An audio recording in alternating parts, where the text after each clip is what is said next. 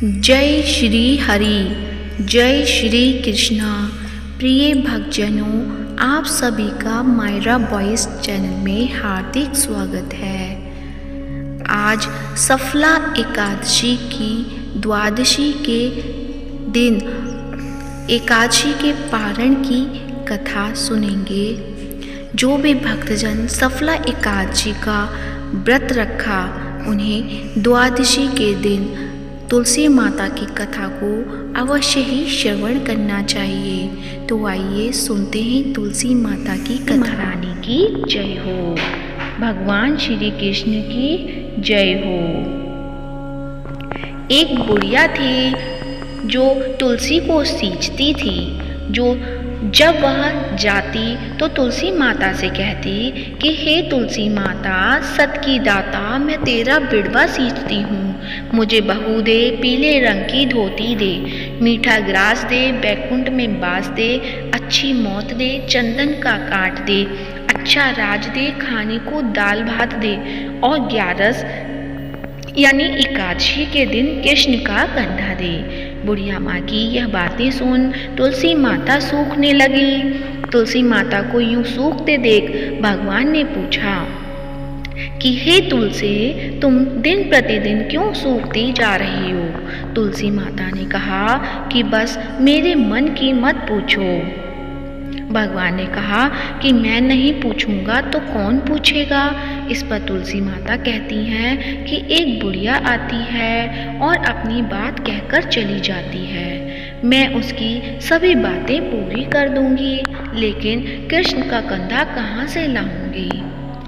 भगवान कृष्ण बोले कि वह मरेगी तो मैं अपने आप ही कांधा देने आऊँगा।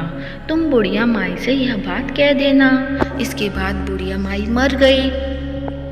बुढ़िया के मरने पर सारा गांव इकट्ठा हो गया और उसका अंतिम संस्कार आने पर उसे उठाने लगे, लेकिन वह बहुत भारी हो गई, जिससे उसकी अर्थी टस से मर्च नहीं हुई। सभी बोले, यह तो बहुत संस्कारी थी, बहुत पूजा पाठ करती थी, कोई पाप नहीं किया, फिर यह इतनी भारी कैसे हो गई? बूढ़े ब्राह्मण के वेश में भगवान आए और कहने लगे, यह भीड़ कैसी लगी हुई है? तब गांव वाले बोले कि एक बुढ़िया मर गई है और वह इतनी पापिन थी कि उसकी अर्थी नहीं उठ रही है, वह बहुत भारी हो गई है। भगवान बोले कि मुझे इसके कान में कुछ कहने दो, फिर यह उठ जाएगी। भगवान बुढ़िया के पास गए और उसके कान में कहा कि माई, तू अपने मन की निकाल ले, पीतांबर की धोती ले, मीठा ग्रास ले, बैकुंठ में बास ले, चटक की चाल ले, चंदन का काट ले, झालर की झनकार ले, दाल भात को जी और कृष्ण का कंधा ले। भगवान की सभी बातें सुनकर बुढ़िया हल्की हो गई।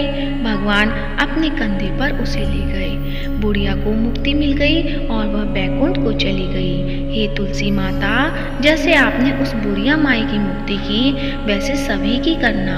जैसे भगवान ने उसे कंधा दिया, हमें भी देना।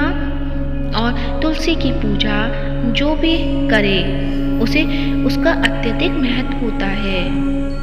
तो प्रेम से बोलिए, माता तुलसी की जय हो, कृष्ण भगवान की जय हो। अब सुनते हैं तुलसी माता की दूसरी कथा। शिव महापुराण के अनुसार पौराणिक समय में दैत्यों का राजा दंभ हुआ करता था। वह बहुत बड़ा विष्णु भक्त था।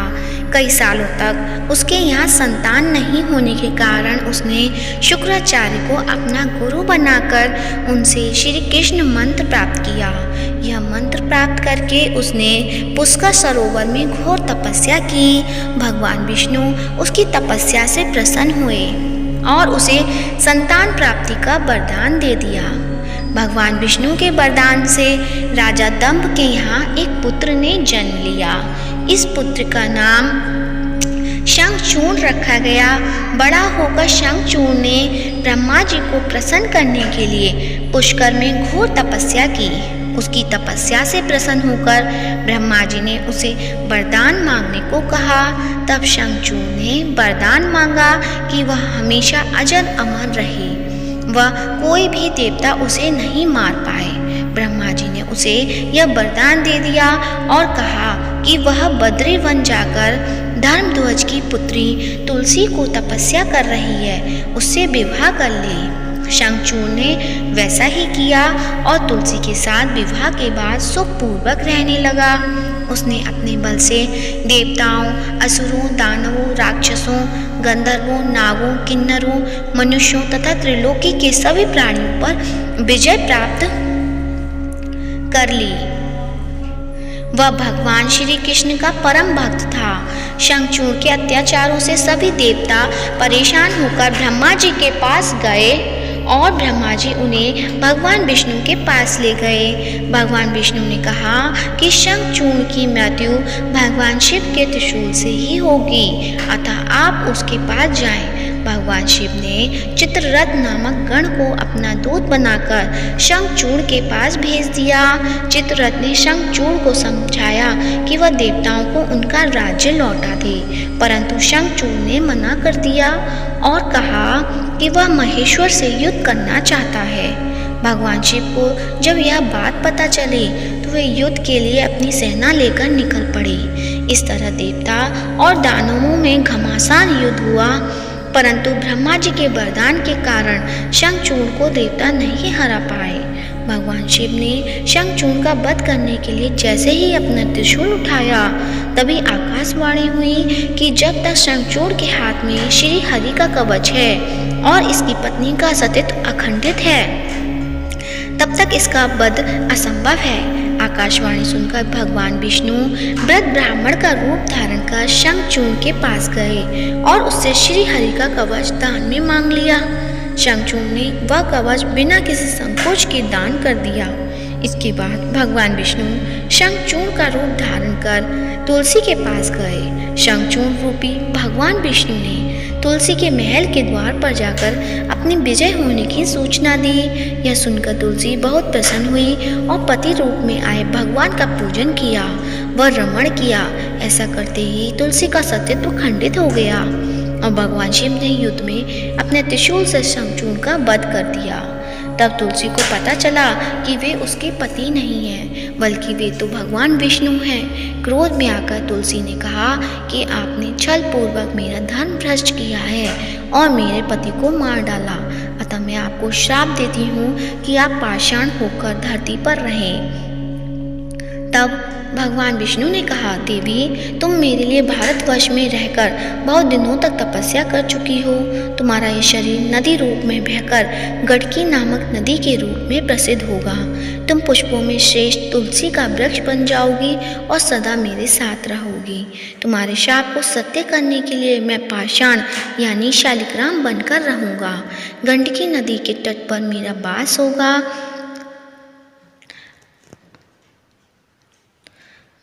और देवउत्थान एकादशी के दिन भगवान शालिग्राम व तुलसी का विवाह संपन्न कर मांगलिक कार्यों का प्रारंभ किया जाएगा और तुलसी शालिग्राम विवाह करने से अपार पुण्य की प्राप्ति होगी। तो प्रेम से बोलिए, माता तुलसी की जय हो, कृष्ण भगवान की जय हो, शालिग्राम भगवान की जय हो। अब सुनते हैं तुलसी माता की आरती। तुलसी महारानी नमो नमो, हरि की पटरानी नमो नमो, धन तुलसी पूरन तप कीनो, शालिग्राम बनी पटरानी, जाके पत्र मंजली कोमल, श्रीपति कमल चरण लपटानी। तुलसी महारानी नमो नमो, हरि की पटरानी नमो नमो, धूप दीप नैवेद्य आरती, पुष्पन की वर्षा बरसानी, 56 भोग 3600 व्यंजन, बिन तुलसी हर एक न मानी।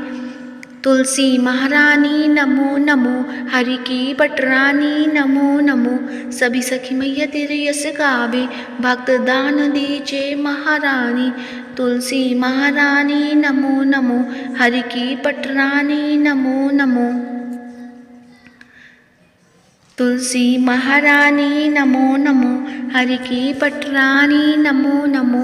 प्रेम से बोली श्री तुलसी माता की जय हो, कृष्ण भगवान की जय हो। प्रिय भक्तजनों, आज की वीडियो अच्छी लगी है तो वीडियो को लाइक करें, ज़्यादा से ज़्यादा शेयर करें और कमेंट बॉक्स में तुलसी माता की जय हो या कृष्ण भगवान की जय हो अवश्य लिखें और साथ ही मायरा बॉयज़ चैनल को सब्सक्राइब करें। धन्यवाद। जय श्री राधे।